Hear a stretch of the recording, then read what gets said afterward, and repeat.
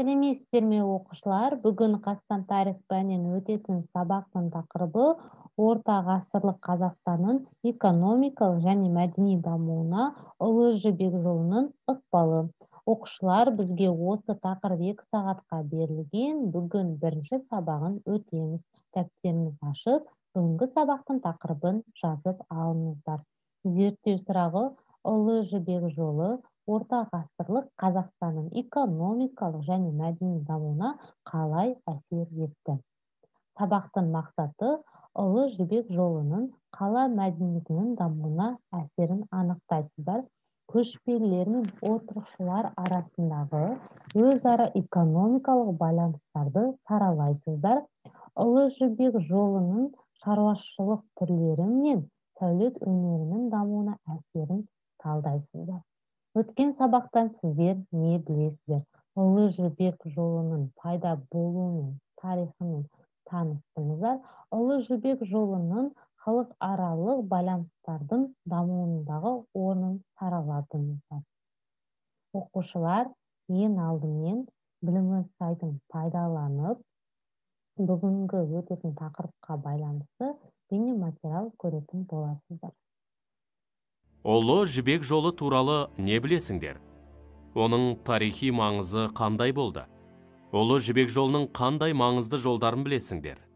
Ұлы Жібек жолының қандай маңызды қалалары болды? Қазіргі заманда Ұлы Жібек жолына ұқсас сауда жолдары бар ма? Осы сұрақтарға жауап берейік. Еуропа мен Азияны байланыстырып жатқан Ұлы Жібек жолы адамзатты ғажайып жетістіктерге жеткізді. Ұлы Жібек жолының қандай маңызды жолдарын білесіңдер? Ұлы Жібек жолы ежелгі Қазақстан жерімен де өткен.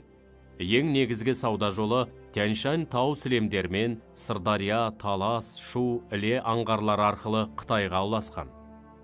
Жолдың екінші бір бөлігі Яксарт, Сейхун деп аталатын Сырдария, Жайық өзендерін жағалай, ары қарай Қара теңіз маңы, Византия мен Батыс Еуропа жерлеріне дейін созылған.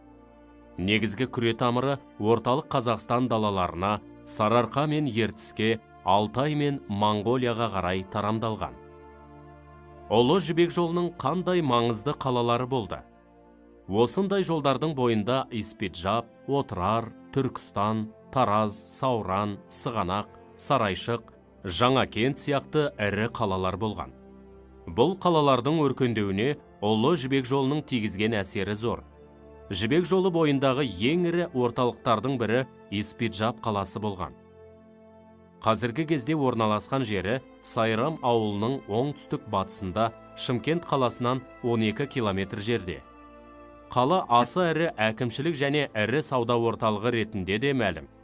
Қалада сауда құрылыстары, керуен сарайлар мен тиімдер көп болды.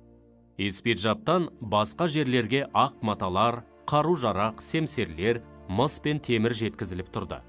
Қала ғылым білім орталығы ретінде де бүкіл шығысқа әйгіледі. Онда сол кездегі қырқысқан соғыстарда әртүрлі түркі тайпаларынан қолға түскен тұтқындар сатылып, әкетіліп жататын. Тараз қаласы әлемге ежелден белгілі. Ұлы Жібек жолы бойындағы сауда-саттығы дамыған, салмақ өлшеу құралы таразы ойлап табылған шаһар.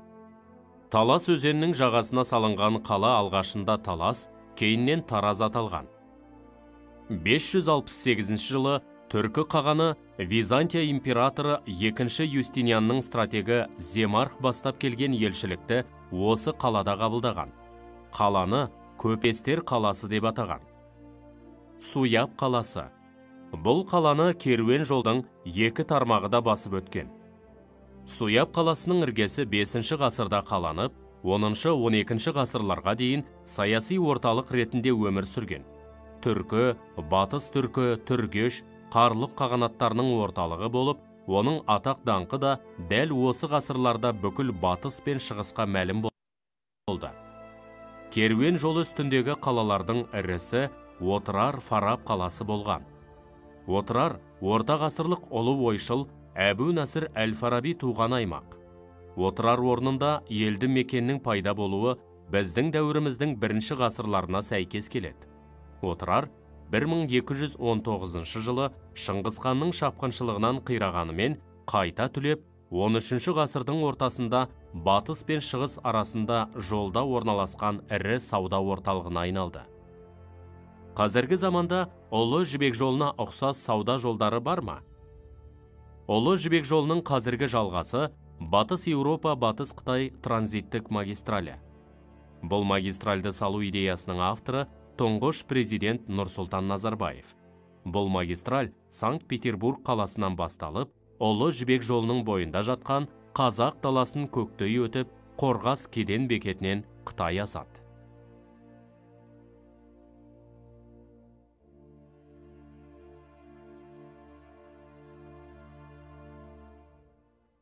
Оқушылар, біз бейне материалды көріп аяқтадық. Ал енді қысқаша конспектті оқыңыздар.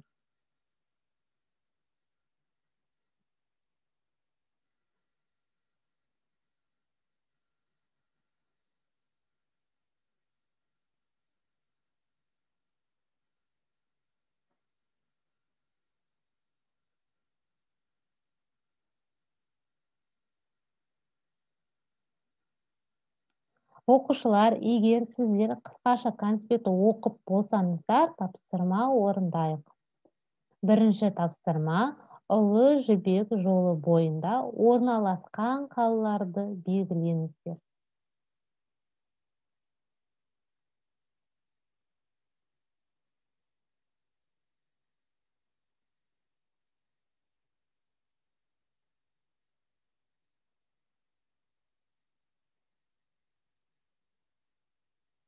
Оқушылар, бірінші тапсырманы орындап болсаңыздар, екінші тапсырмамызды орындайық. Екінші тапсырма: отырықшылар тауарларын бірінші бағанға, көшпелілер тауарларын екінші бағанға жинаңыздар. Отырықшылар мен көшпелілер арасындағы байланысқа назар аударыңыздар.